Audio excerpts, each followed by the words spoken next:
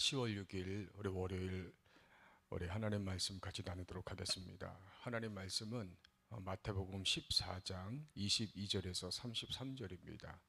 마태복음 14장 22절에서 33절까지.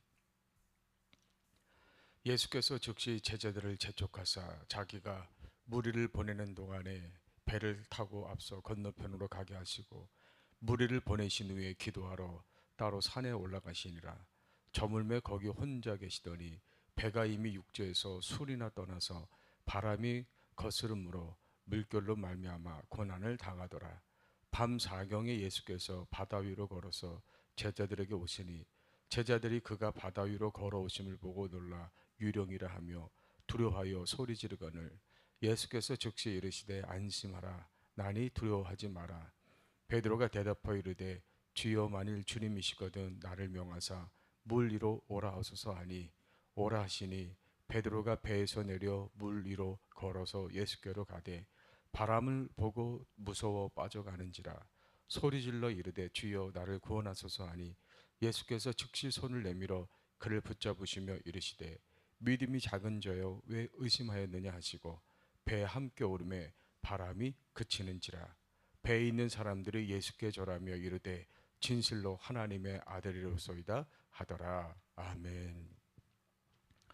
우리가 신앙생활 하다 보면 믿음이 독수리처럼 올라갈 때가 있고 또 비행기가 추락하듯이 내려갈 때가 있습니다. 그래서 믿음이 올라가는 것도 중요하지만 믿음이 내려갈 때 다시 회복하는 것이 중요합니다. 그럼 우리 믿음이 언제 내려가는가?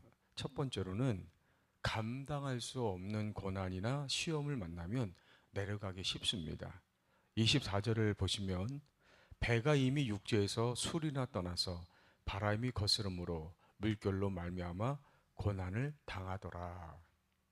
방금 전까지 예수님은 제자들과 함께 벳세다 들판에서 오병이어 기적을 나타내셨습니다. 그리고 제자들을 먼저 배에 태워서 갈릴리 호수를 건너가게 하셨어요.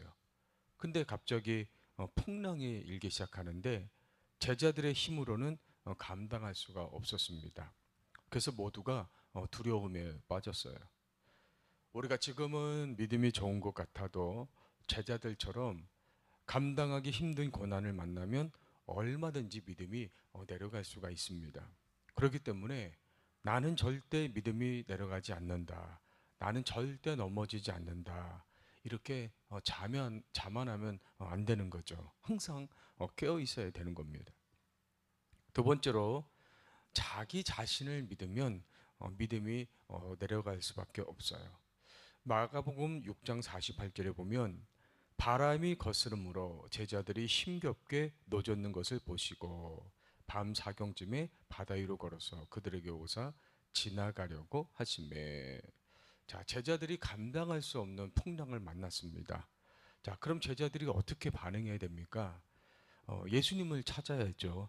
예수님께 구원해 달라고 간절히 부르짖어야 되는 겁니다. 방금 제자들이 무슨 사건을 경험했습니까? 벳세다 들판에서 먹을 것이 없는 그 수많은 사람들을 예수님이 먹이시는 것을 경험했잖아요. 예수님이 생명의 주님이라는 것을 경험을 했습니다. 그렇다면 지금 자기들이 물에 빠질 수밖에 없는 상황에서도 예수님께서 우리를 구원해 주신다 이렇게 믿고 이제 간절히 부르짖었어야 되는 것이죠. 그런데 또 제자들은 예수님을 찾지 않고 자기들이 열심히 노를 저었어요. 무슨 말이냐면 자기들이 어부였기 때문에 얼마든지 자기들 힘으로 이 풍랑을 이길 수 있다고 생각했던 거죠. 그러니까 제자들은 예수님을 믿은 게 아니고 자기 자신들을 믿었기 때문에 넘어질 수밖에 없었던 겁니다. 여러분, 우리 믿음이 어디서 나옵니까? 많은 사람들이 내가 믿음을 만들어낸다고 생각해요. 믿음이 나에게서 나온다고 생각을 합니다. 그러나 믿음은 하나님이 주시는 겁니다. 그래서 우리는 신앙생활을 할 때 나 자신을 믿는 것이 아니라 오직 하나님만 믿어야 돼요. 그래야 우리 믿음이 흔들리지 않을 수가 있습니다. 그렇지 않고 나 자신을 믿으면 결국은 나의 그 의를 드러내는 것이기 때문에 흔들릴 수밖에 없는 거예요. 자, 베드로 믿음을 보세요. 제자들이 처음에는 자기들을 믿고 열심히 노를 저었다가 안 되니까 두려워했죠. 그때 예수님이 저 멀리서 이제 바다 위를 걸어 오십니다. 그래서 베드로가 뭐라고 말합니까? 나를 명하사 물 위로 오라 하소서. 주님이 저에게 말씀하시면 저는 물 위를 걸을 수 있는 믿음이 있다는 거예요. 그래서 예수님이 물 위를 걸어라 그랬더니 이제 베드로가 정말 물 위를 걷는 거죠. 그러다가 주위에 풍랑이 있는 것을 보고 무서워서 물에 빠져버립니다. 베드로가 처음에는 자기가 물 위를 걸을 수 있다고 믿었기 때문에 물 위를 걸었지만 풍랑을 보고 자기 믿음이 무너지니까 물에 빠질 수밖에 없는 거예요. 만약에 베드로가 자기 믿음이 아니라 앞에 계신 예수님을 끝까지 믿었다면 아무리 풍랑이 일었어도 물에 빠지지 않았을 겁니다. 여러분, 온전한 믿음은 나를 믿는 것이 아니고 오직 예수님만 믿는 겁니다. 그래야 어떤 고난이나 시험을 만나도 예수님이 물 위에 계속 계시는 것처럼 우리도 우리의 믿음도 물에 빠지지 않는 거예요. 자, 그럼 두 번째로 우리의 믿음이 내려갈 때 다시 일어나려면 어떻게 되는가?